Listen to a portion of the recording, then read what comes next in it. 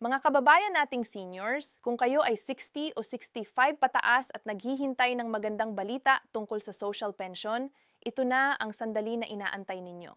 Mayroon akong napakahalagang impormasyon na kailangan ninyong malaman ngayong Enero 2026. At sigurado akong marami sa inyo ay hindi pa nakakaalam nito. Narinig ba ninyo ang tungkol sa Universal Social Pension na 6,000? Hindi ito chismis, hindi ito fake news, kundi totoo at opisyal na programa mula sa gobyerno. Pero sandali lang, bago kayo masyadong ma-excite, may mga detalye tayo na kailangan muna pag-usapan dahil hindi lahat ng seniors ay makakakuha nito ng otomatiko. May mga requirements, may tamang proseso at mayroon ding mga pagkakamali na dapat nating iwasan para hindi kayo maubusan ng pera o mahuli sa pila. Alam ko na marami sa inyo ay kumukuha na ng 500 o 1,000 kada buwan mula sa DSWD. Pero iba po ito, mas malaki ang halagang ito, mas komprehensibo ang coverage at may mga dagdag na benepisyo na hindi lahat ay alam. Kaya makinig kayo ng mabuti dahil dito sa video na ito, ipapaliwanag ko sa inyo ng malinaw at simple kung sino ang qualified. Magkano talaga ang makukuha ninyo, kailan ang payout schedule, paano mag-apply at ano ang mga tips para siguruhing hindi kayo maiiwanan. Kailangan nating pag-usapan din kung may epekto ba ito sa inyong SSS o GSIS pension. Kung may tax implications at kung paano ninyo mama-maximize ang benepisyong ito para sa inyong pamilya. Dahil sa katotohanan, hindi lang basta pera ang usapan dito, kundi ang inyong seguridad at dignidad sa pagtanda. Kaya, nga narito ako ngayon para tulad ng matalik na kaibigan na nag-uusap sa inyo sa hapagkainan, ay ipaliwanag ko sa inyo lahat ng detalye ng walang komplikadong salita. Walang mga technical terms na mahirap intindihin. Gusto kong maramdaman ninyo na hindi kayo nag-iisa sa pagharap sa mga ganito. Marami akong nakausap na mga seniors na nalito na takot na baka hindi sila makasali o mas malala may narinig na nasi-scam dahil sa maling impormasyon. Kaya ito, ngayong araw na ito, tutulungan ko kayong maunawaan ang lahat mula simula hanggang dulo. At huwag mag-alala, hindi ako magmamadali. Dahan-dahan lang nating tatalakayin para maintindihan ninyo ng husto. Kung kayo ay kasama sa mga taong laging nag-aalala kung saan kukuha ng pambili ng gamot, kung paano pang dadagdagan ang budget sa bahay o kung paano pa makakatulong sa mga apo, ang programa na ito ay maaaring maging sagot sa inyong mga panalangin. Pero kailangan nating gawin ito ng tama. Kailangan nating sundin ang tamang hakbang at kailangan nating magtiwala sa proseso. Samahan ninyo ako hanggang dulo ng video na ito dahil sa huli, meron din akong ilang insider tips na mula mismo sa mga empleyado ng DSWD at sa mga seniors na successfully na nakakuha na ng kanilang pensyon. Hindi ninyo ito makikita sa iba pang videos o articles online. Una sa lahat, pag-usapan natin kung ano talaga ang Universal Social Pension na ito. Ito ay isang monthly cash assistance program ng gobyerno para sa mga indigent seniors. Ibig sabihin, yung mga seniors na walang regular na pension mula sa SSS, GSIS o iba pang retirement programs. Ang dating sistema kasi, yung social pension program ng DSWD ay nagbibigay lang ng 500 kada buwan at may ilan na nakakakuha ng 1,000 depende sa kanilang classification. Pero sa bagong Universal Social Pension, ang target amount ay 6,000 kada buwan. Oo, mga kasama mula 500 o 1,000 tataas ito ng malaki patungo sa 6,000. Pero sandali lang, bago kayo mag-celebrate ng husto, kailangan nating linawin kung sino ba talaga ang qualified dito. Ito ang parte na maraming tao ay nalilito. Ang qualified para sa programa na ito ay mga seniors na 60 years old pataas at saka mga taong classified as indigent based sa listahanan 3.0 ng DSWD. Ang listahanan 3.0 ay yung database ng gobyerno kung saan nakalist ang lahat ng mahihirap na pamilya sa Pilipinas. Kung hindi kayo nakalist doon, kahit gaano kayo kahirap, technically hindi kayo qualified agad-agad. Pero huwag mawalan ng pag-asa dahil may paraan para makapasok doon. At ipapaliwanag ko rin yan mamaya. Mahalaga ring maintindihan na kung kayo ay tumatanggap na ng SSS pension na higit sa 6,000 kada buwan o kaya GSIS pension na higit din doon, hindi na kayo qualified dito kasi ang purpose ng programa ay para sa mga walang ganong support. Pero kung ang inyong SSS or GSIS ay maliit lang, halimbawa 3,000 lang, may possibility na makakuha kayo ng dagdag depende sa assessment. Ito ang mga gray areas na kailangan ninyong i-clarify mismo sa DSWD office sa inyong area. Ngayon, pag-usapan naman natin ang timeline. Kailan ba talaga ito magsisimula at kailan ninyo makukuha ang pera? Based sa latest announcements mula sa DSWD at sa Department of Budget and Management, ang Universal Social Pension Program ay naka-line up na para sa implementation this 2026. Pero ang totoo, ang gradual rollout ay magsisimula sa mga priority areas muna, yung mga provinces at cities na may pinakamataas na bilang ng Indig seniors. Ang first batch ng payouts ay expected na magsimula sa second quarter ng 2026. Ibig sabihin April to June. Pero hindi ibig sabihin na lahat ng qualified seniors ay makakakuha agad sa April. Ang sistema ay by batches depende sa kung saan kayo nakatira at kung kumpleto na ba ang inyong requirements. Kaya ang first step talaga ay siguraduhing nakaregister kayo sa listahanan 3.0 at updated ang inyong records. Yung payout schedule mismo ay monthly, pero ang disbursement ay pwedeng quarterly depende sa capacity ng local DSWD office ninyo. Halimbawa, kung kayo ay sa Metro Manila, mas mabilis ang processing compared sa remote provinces dahil mas maraming staff at mas organized ang system. Pero para sa mga nasa probinsya, huwag mag-alala. Kahit medyo mas matagal, makukuha ninyo pa rin yan basta kumpleto ang requirements. Ang importante ay hindi kayo magmadali at hindi kayo pumayag sa mga tao na nag-aalok na pabilisin ang proseso kapalit ng bayad. Maraming scammers ngayon na nag-aalok ng ganong serbisyo at ang totoo walang shortcut sa government process na ito. Lahat ay dumadaan sa official channels. Lahat ay documented at lahat ay free of charge. Ang proseso ng pag-apply ay medyo simple pero kailangan ng patience. Kung kayo ay kasama na sa existing social pension program ng DSWD, yung mga tumatanggap na ng 500 o 1,000, ang magandang balita ay automatic kayong considered para sa Universal Social Pension. Ang DSWD ay mag-u-update lang ng inyong records at tataasan ang amount na makukuha ninyo. Pero kung hindi pa kayo nakaregister o hindi ninyo alam kung nasa listahanan kayo, kailangan ninyong pumunta sa barangay hall ninyo at magtanong sa barangay social welfare officer. Dalhin ninyo ang inyong valid ID, birth certificate, or any proof of age at kung maaari ay barangay indigency certificate.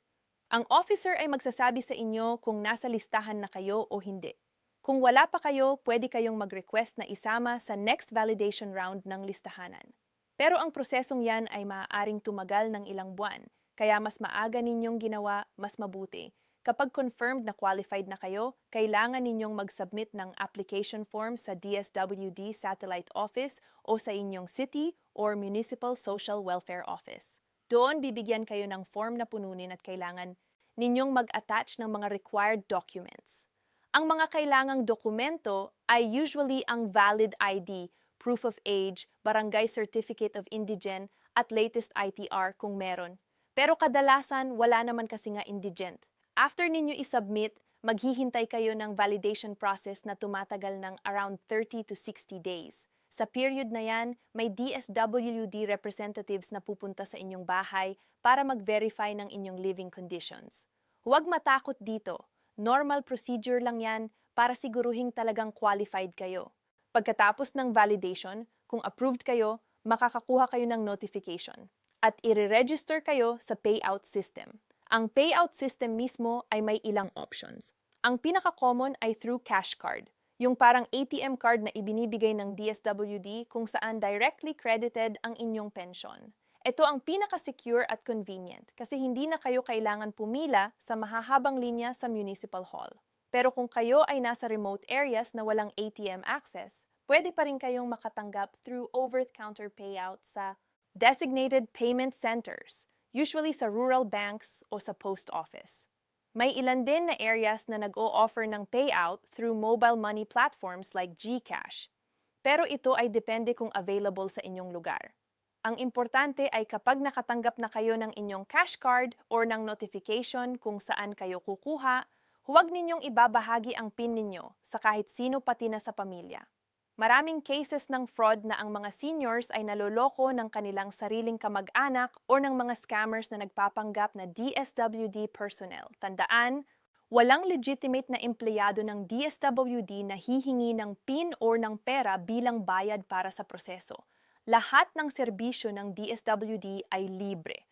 Kung may humihingi sa inyo ng bayad, alam ninyong scam yun agad. Ngayon, pag-usapan natin ang isang mahalagang tanong na alam kong tumatakbo sa isip ninyo. Paano kung tumatanggap na ako ng SSS o GSIS pensyon na maliit lang? Qualified pa ba ako? Ang sagot ay depende. Kung ang inyong monthly pension mula SSGSIS ay mas mababa sa 6,000, may possibility na makakuha kayo ng supplemental amount mula sa Universal Social Pension para maabot ang 6,000. Pero ito ay subject to assessment. Hindi ito automatic. Kailangan ninyong mag-apply at ipakita na kailangan ninyo talaga ng tulong. Pero kung ang inyong pension ay 6,000 o higit na, most likely hindi na kayo qualified kasi ang programa ay design talaga para sa mga walang sufficient retirement income. Ang problema kasi maraming seniors na tumatanggap ng SSS pension na sobrang liit. Minsan 1,500 lang o 2,000 lang kada buwan at hindi talaga sapat yan para sa pangaraw-araw na gastos lalo na sa pagtaas ng presyo ng bilihin. Para sa mga nasa ganong sitwasyon, ang Universal Social Pension ay pwedeng maging lifeline. Pero kailangan talaga ninyong i-declare ang lahat ng income sources ninyo during application para walang problema later on. Ang DSWD ay nag-cross-check ng records with SSS at GSIS. Kaya kung may itinago kayo, mahahanap din nila yan at baka ma-disqualify pa kayo. O worse, hilingin kayong magbayad balik ng na-release na pera. Pag-usapan din natin ang tax implications. Kasi alam kong marami sa inyo ay nag-aalala, baka may kaltas na naman. Ang magandang balita ay ang social pension ay considered as social amelioration program. Ibig sabihin tax-exempt ito. Walang babawas na tax sa 6,000 na inyong makukuha. Ang makukuha ninyo ay ang buong halaga. Pero may catch kung ang total annual income ninyo, including ang pensyon, ay lumagpas sa taxable threshold na 250,000. Technically, kailangan pa rin ninyong mag-file ng ITR, pero ang pension mismo ay hindi kasama sa taxable income. Ang karamihan naman sa mga indigent seniors ay hindi naman umaabot sa threshold na yan, kaya hindi na kailangan ng ITR. Pero kung kayo ay may ibang income sources like rental properties or business, kailangan pa rin ninyong mag-consult sa BIR para sigurado. Ang importante lang ay transparent kayo sa lahat ng transactions para walang problema sa future. May ilang insider tips din ako na gusto kong ibahagi sa inyo. Mga bagay na hindi madalas pag-usapan pero sobrang helpful. Una, kapag pumunta kayo sa DSWD office para mag-apply, pumunta kayo ng maaga as in 7 a.m. pa lang nakapila na kayo. Ang mga opisina ay mabilis mapuno ng tao, lalo na after ng announcement ng mga bagong programa. Magdala kayo ng payong kasi mainit at magdala din ng maiinom at merienda kasi baka matagal ang pila. Pangalawa, magpakopya kayo ng maraming sets ng inyong mga documents. At least 3 copies ng bawat requirement kasi minsan hihingi ng extra copies or baka may mawala.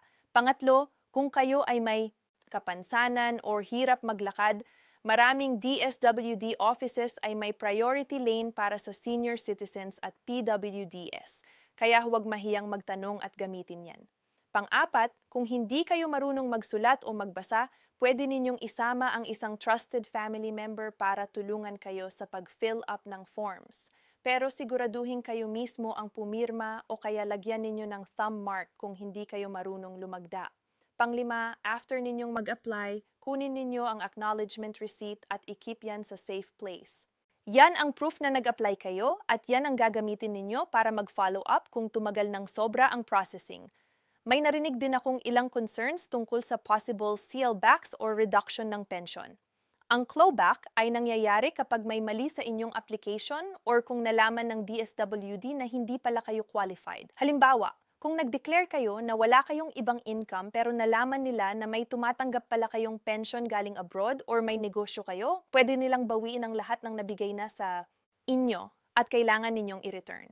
Ito ay seryosong bagay kasi pwedeng maban pa kayo sa lahat ng government assistance programs. Kaya ang best advice ko ay magtotoo lang kayo sa lahat. Kung may tanong kayo na hindi ninyo sigurado ang sagot, sabihin ninyo sa officer at humingi ng guidance. Mas mabuti ng medyo matagal ang proseso pero tama kaysa mabilis pero puno ng mali. May concern din ng iba tungkol sa reduction ng amount. As of now, ang target ay 6,000 pero depende sa budget allocation ng government bawat taon may possibility na ito ay maging less kung kulang ang pondo. Pero based sa commitment ng administrasyon, ang 6,000 ay protected amount, meaning priority nila na mapanatili yan. Pero para sigurado, hindi dapat kayo umasa na forever na 6,000. Dapat may backup plan pa rin kayo or mag-save kayo ng portion ng pension para sa emergencies. Ang isa pang mahalagang tips ay kung paano ninyo mama-maximize ang 6,000 na ito para tumagal at makatulong talaga sa inyong pangangailangan. Ang 6,000 ay malaking tulong pero kung hindi ninyo ito plano-planuhan, mabilis lang din yan mauubos. Ang suggestion ko, gumawa kayo ng simple budget. Halimbawa, maglaan kayo ng 2,000 para sa maintenance medicines kung meron kayo 1,500 para sa groceries, 1,000 para sa utilities like kuryente at tubig, 500 para sa emergency fund, and ang remaining 1,000 ay pwede ninyong ilaan para sa iba pang kailangan o kaya isave ninyo. Kung kayo ay may senior citizen ID, gamitin ninyo iyan sa lahat ng purchases kasi may 20% discount kayo at exempted pa kayo sa VAT, sa medicines, food at iba pang basic commodities. Yung tipid na yon ay malaki-laki na din kung sinimulan ninyo. Pwede rin kayong mag-avail ng PhilHealth benefits para sa health check-ups at hospitalization para hindi kayo gumastos ng malaki kapag nagkasakit. Ang combination ng pension, senior discount at PhilHealth ay sobrang laking tulong na sa budget ninyo. Gusto ko ring i-address ang emotional side ng lahat ng ito. Alam kong marami sa inyo ay nahihiyang mag-apply kasi naiisip ninyo na nakakahiya ang tanggapin ang tulong ng gobyerno lalo na kung may mga anak kayo na may trabaho. Pero gusto kong sabihin sa inyo na walang kahihiyan sa pagtanggap ng tulong na para naman talaga sa inyo. Ang mga programa na ito ay funded ng taxes na binayaran din ng mga Pilipino kasama na kayo nung kayo ay nagtatrabaho pa. Ito ay right ninyo, hindi arms. Kayo ay nag-contribute na sa ekonomiya ng bansa at ngayong matanda na kayo at kailangan ninyo ng suporta, karapat-dapat lang na tumanggap kayo ng tulong. Huwag ninyong isiping pabigat kayo. Ang tunay na pabigat ay ang gobyernong hindi tumutulong sa mamamayan. Pero kung tumutulong naman, tagapin natin ng may dignidad at pasasalamat. At para sa mga anak na nanonood nito, kung ang inyong mga magulang ay qualified, tulungan ninyo sila sa proseso. Huwag ninyong pabayaan ang inyong mga magulang na mag-isa na pumila o mag-fill up ng forms kung hirap na sila. Ito ay panahon na para kayo naman ang tumulong sa kanila kagaya ng kanilang ginawa para sa inyo nung bata pa kayo. Sa pagtatapos, gusto kong sabihin sa inyong lahat na ang Universal Social Pension na 6,000 ay isang malaking hakbang para sa mga seniors na nangangailangan ng tulong. Pero tulad ng sabi ko mula simula, kailangan nating sundin ang tamang proseso, maging totoo sa lahat ng detalye at huwag magpadala sa mga scammers. Ang pera na ito ay para sa inyo pero kailangan ninyong gawin ang inyong parte. I-check ninyo kung qualified kayo. Kunin ang lahat ng requirements. Pumunta sa DSWD office at mag-apply. Huwag kayong mag-antay na iba ang gagawa para sa inyo kasi baka malate kayo o baka ma-scam pa kayo. At higit sa lahat, gamitin ninyo ang pera ng wasto. Ito ay para sa inyong kabutihan, para sa inyong kalusugan, at para sa inyong dignidad sa pagtanda. Kayo ay deserve na mabuhay ng komportable kahit matanda na. At sa mga kabataang nanonood, maging supportive kayo sa inyong mga matatanda. Ang respeto at pagmamahal sa kanila ay hindi nasusukat sa pera, pero ang pagsisikap na tulungan sila ay nagpapakita ng tunay na pagmamahal. Salamat sa inyong lahat sa pakikinig. Sana nakatulong ang video na ito. Kung may katanungan pa kayo, mag-comment lang kayo sa baba at tutulungan ko kayong sagutin. At kung nakatulong sa inyo ang video na ito, i-share ninyo sa inyong mga kaibigan at kamag-anak na seniors din para mas marami ang makakaalam. Ingat kayong lahat at pagpalain kayo ng Diyos.